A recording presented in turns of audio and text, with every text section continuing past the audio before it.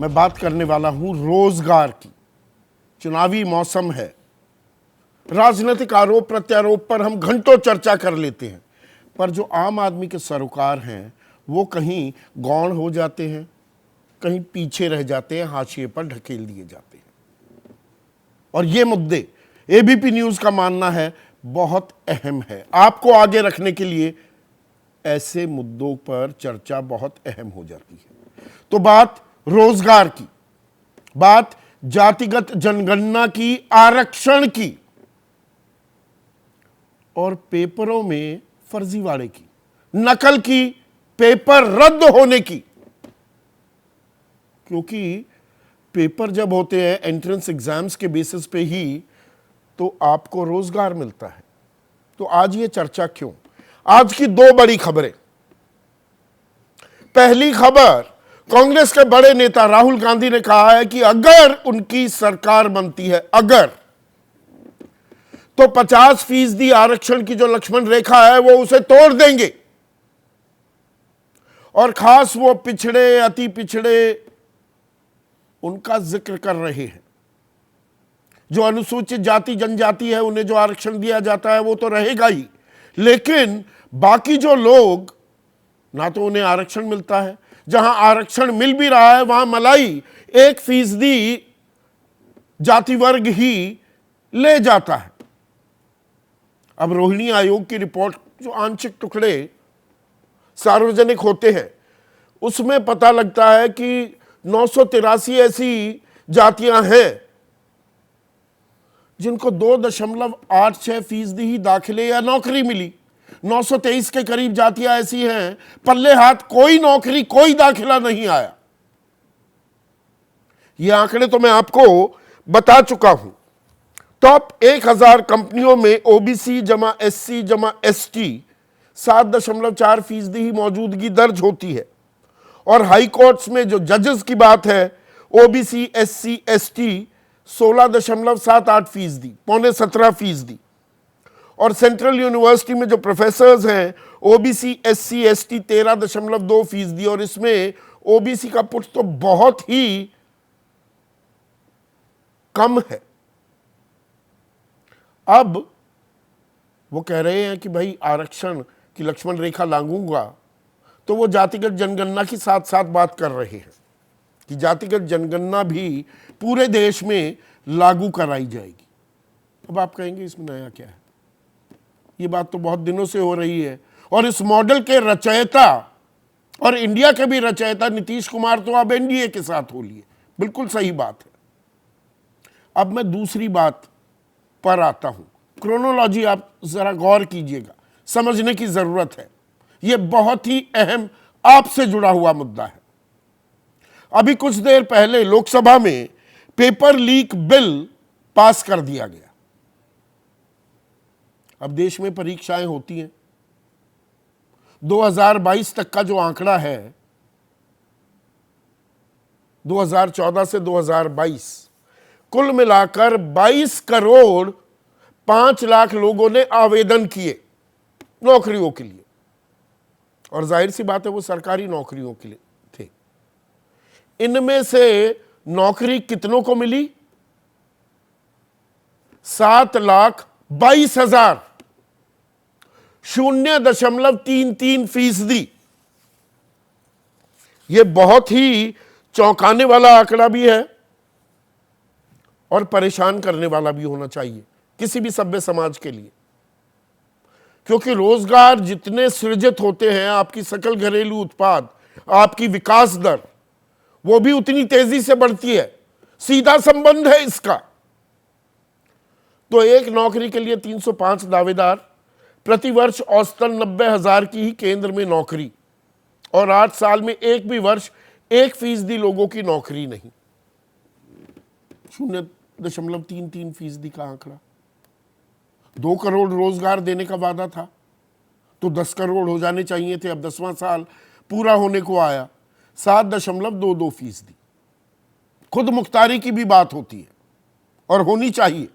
Startups की कल प्रधानमंत्री मोदी ने महामहिम राष्ट्रपति के अभिभाषण के धन्यवाद प्रस्ताव में देश को बताया, आपको बताया, मुझे बताया कि स्टार्टअप्स बड़ी तेजी से देश में बढ़ रहे हैं और ये अच्छी बात है।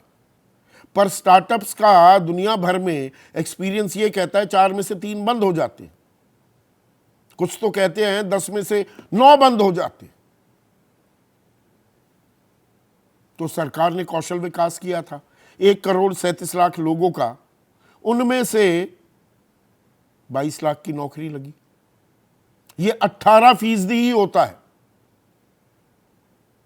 तो ये एक बड़ी समस्या है, पर मैं विषयांतर हो गया, इसको आगे लेकर आऊंगा मैं। 7 साल में देश में 70 पर्चे लीक हुए हैं। गौर कीजिएगा इस बात पे। 1.5 करोड़ छात्रों पर सीधा असर पड़ा। पर्चा लीक होता है, ये तो जो उजागर हो गए, जो उजागर नहीं हुए वहां भी एक मेहनती, ईमानदार, काबिल छात्र के साथ जालसाजी हो गई, फर्जीवाड़ा हो गया, बेईमानी हो गई, उसकी नौकरी लगी नहीं, दूसरे की लग गई। और वहीं जो ईमानदार, मेहनतकश, काबिल छात्र है, पर्चे की तैयारी की, पर्चा लीक हो गया, मुलतवी हो गया, सारी मेहनत गई पानी में, भैंस गई पानी में। 3 करोड़ छात्र इस देश में, छोटे आंकड़े नहीं है, हर साल तैयारी कर रहे हैं और एक साल में खर्च 2 लाख रुपए होता है। 2-3 साल आपके बर्बाद हो गए, 6-7 लाख रुपए स्वाहा। अब इसमें कुछ राज्यों की, ये सिर्फ केंद्र की बात नहीं है, यहां राज्य भी आते हैं ना, राज्यों में ये परीक्षाएं हो रही हैं। इनमें सबसे ऊपर कौन आता है? 5 साल का आंकड़ा बता रहा हूं। राजस्थान, 7 पर्चे लीक हुए, 7 पेपर लीक हो गए। दूसरे नंबर पर राजस्थान में सरकार किसकी थी ये बताना भी जरूरी है। इन सालों में कांग्रेस की सरकार थी, अशोक गहलोत की सरकार थी। फिर आते हैं मध्य प्रदेश और तेलंगाना, 5-5 पर्चे लीक। मध्य प्रदेश में मामा की सरकार, शिवराज सिंह चौहान, बीजेपी की सरकार। तेलंगाना में केसीआर की सरकार। 3,690 पोस्ट थी मध्य प्रदेश में, 1,64,000 उम्मीदवार। समझिए इस बात को। फिर उत्तराखंड का नंबर आता है, यहां पर 4 परीक्षाएं लीक हो गई।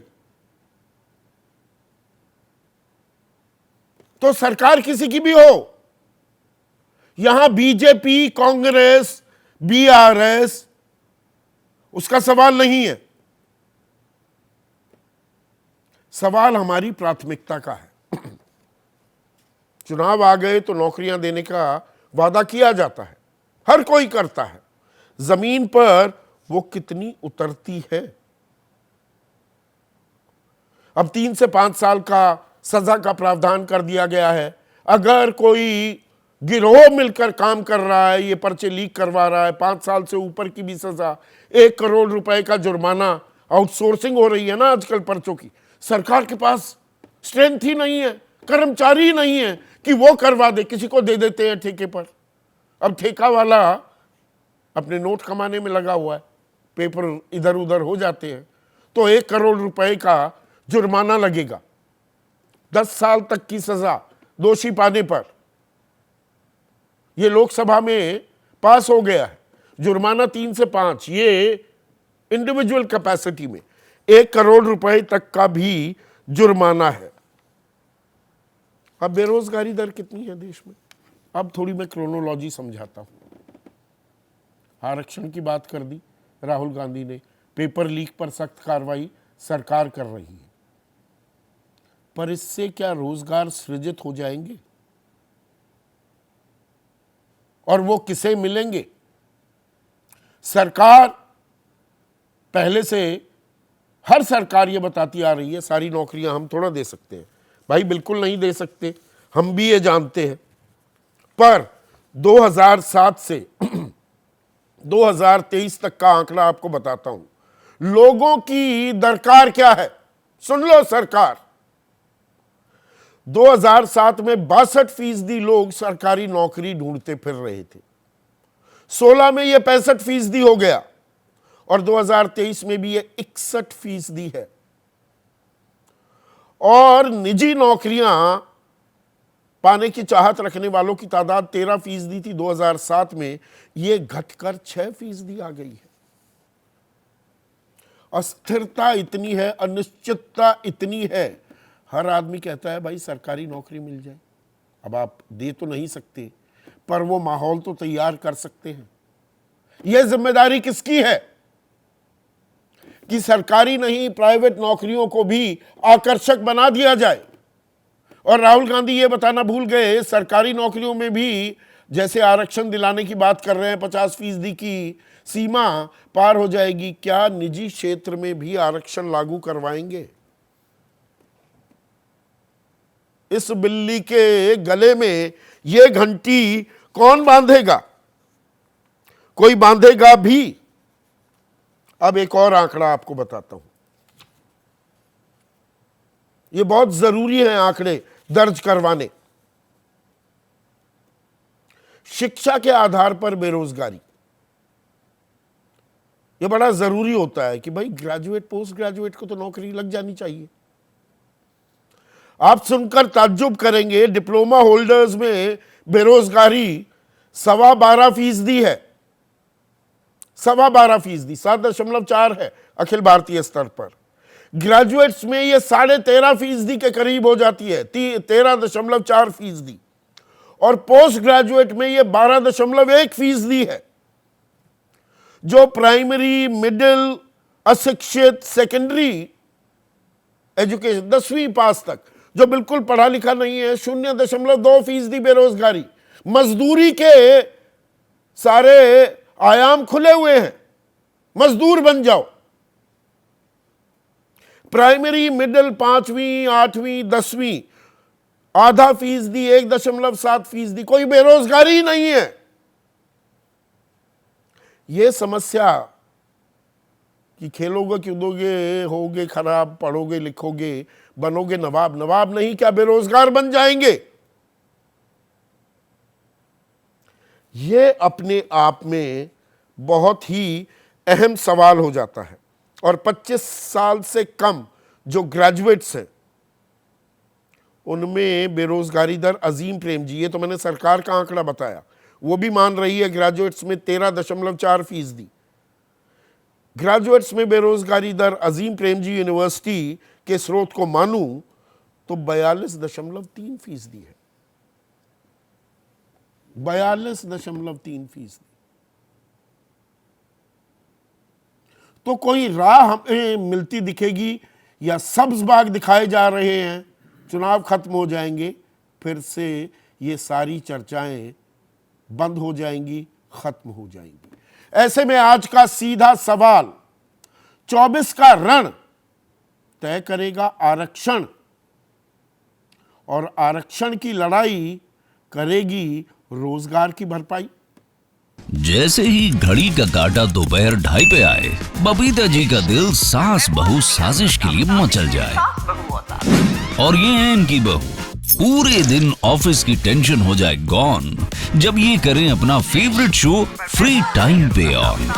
इनकी तरह आप भी देखें अपना फेवरेट शो अपने टाइम पर और डाउनलोड कीजिए एबीपी लाइव ऐप अपने स्मार्ट टीवी पर।